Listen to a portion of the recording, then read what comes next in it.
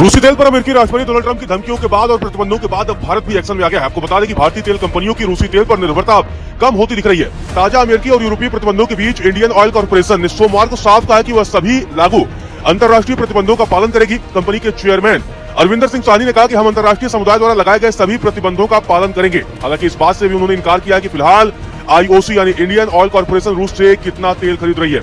आपको बता दें कि ये बड़ा फैसला है क्योंकि निश्चित तौर पर अमेरिकी राष्ट्रपति डोनाल्ड ट्रंप लगातार रूसी तेल को लेकर भारत पर भी टैरिफ लगा चुके हैं और धमकी दे रहे हैं। पिछले दिनों उन्होंने रूस की दो सबसे बड़ी कंपनियों को प्रतिबंधित कर दिया था। उन्हीं दो तेल कंपनियों से भारत सबसे ज्यादा तेल आयात करता था, आपको बता दें। लेकिन अब इंडियन ऑयल कॉर्पोरेशन की तरफ से ये बयान सामने आया है और उसके बाद उन्होंने कहा है कि अब हम रूसी तेल नहीं खरीदेंगे। आपको बता दें कि अप्रैल से सितंबर 2025 के बीच आईओसी के कुल कच्चे तेल आयात में 21% हिस्सा रूसी तेल का था, लेकिन अमेरिकी पाबंदियों के बाद अब स्थिति बदल रही है। इंडियन ऑयल कॉर्पोरेशन की सहायक company Chennai petroleum corporation limited ने भी इसी महीने अपने रूसी तेल आयात को आधा कर दिया है। अमेरिका ने 22 अक्टूबर को रूस की दो तेल कंपनियों रोसनेफ्ट और लुकोइल पर प्रतिबंध लगाए, जिसके अगले दिन यूरोपीय संघ ने भी दोनों कंपनियों के साथ लेन देन पर पूरी तरह रोक लगा दी। लेकिन अब इसी बीच भारत की तरफ से भी एक बड़ा फैसला लिया गया है। रिलायंस इंडस्ट्री, आपको बता दें, जो रूस से सबसे ज्यादा तेल आयात करती है, उसने पहले ही कहा कि वह पश्चिमी देशों के सभी प्रतिबंधों का पालन करेगी। कंपनी का कहना है कि उसकी विविध सोर्सिंग स्ट्रेटजी से रिफाइनिंग ऑपरेशन पर असर नहीं पड़ेगा। दूसरी ओर रोसनेफ्ट समर्थित नायरा एनर्जी, जो पूरी तरीके से रूसी तेल पर ही निर्भर है, उसके पास अब सीमित विकल्प ही बचे हैं। तो मतलब ये बड़ा झटका देखा जा रहा है। आपको बता दें कि विशेषज्ञों की तरफ से अनुमान लगाया गया है कि भारत का रूसी तेल आयात अब 1.6 से 1.8 मिलियन बैरल प्रति दिन के बीच रह सकता है, जबकि रोसनेफ्ट और लुकोइल से आने वाली सप्लाई और घटेगी।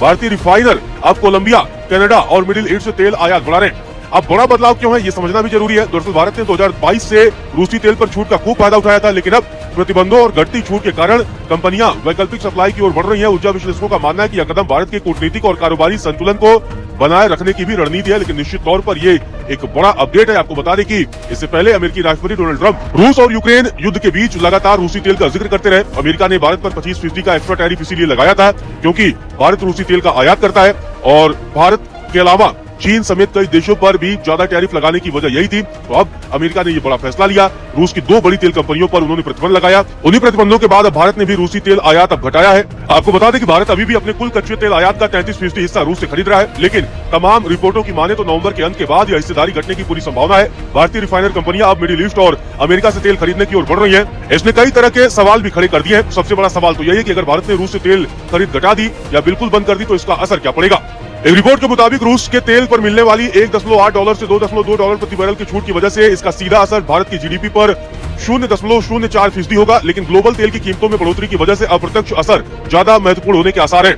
रिपोर्ट में कहा गया है कि अगर इस बदलाव से अमेरिका के साथ व्यापार समझौता होता है और टैरिफ कम होते हैं तो भारत को फायदा भी हो सकता है, क्योंकि अमेरिका की तरफ से भारत पर हैवी टैरिफ लगाया गया था। आपको बता दें कि अगर रूसी तेल भारत खरीदना बंद करता है, जो कि जुर्माने के तौर पर लगाया गया था, तो निश्चित तौर पर अमेरिका 25% टैरिफ हटा सकता है और भारत और अमेरिका के बीच ट्रेड डील पर बातचीत भी चल रही है। आपको बता दें कि पिछले हफ्ते कच्चे तेल की कीमतों में तेजी से उछाल भी देखा गया। ऐसा 3 हफ्तों की गिरावट के बाद देखा गया है। अमेरिकी सरकार ने रूस की दो बड़ी तेल कंपनियों पर बैन लगाया, जिसके बाद से सप्लाई की चिंताएं बढ़ गई थी और कीमतें $61 प्रति बैरल के ऊपर चली गई थी।